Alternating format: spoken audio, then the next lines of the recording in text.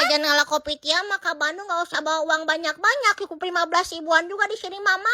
Apalagi di Kalipapo ini di Laoban, berikut udah halal atuh ya. Pas masuk teh euleus ya, walaupun harganya terjangkau tapi si bebas tepat teh enggak main-main, asa kayak di Cina gitu, asa di luar negeri. Kondimen bumbu sama persausannya juga, cil oilnya juga berapa pre-refill, tinggal ambil sendiri aja.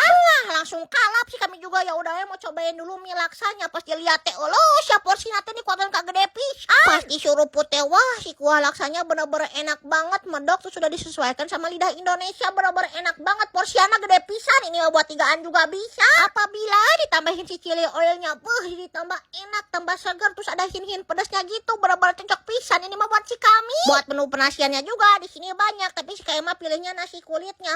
Pas dimakan teh, wah kulitnya bener-bener crispy banget, terus bener-bener gak bau, terus bersih pula si kulitnya juga. Jejer lia singa tewajok, iyo teh maningeun pisan.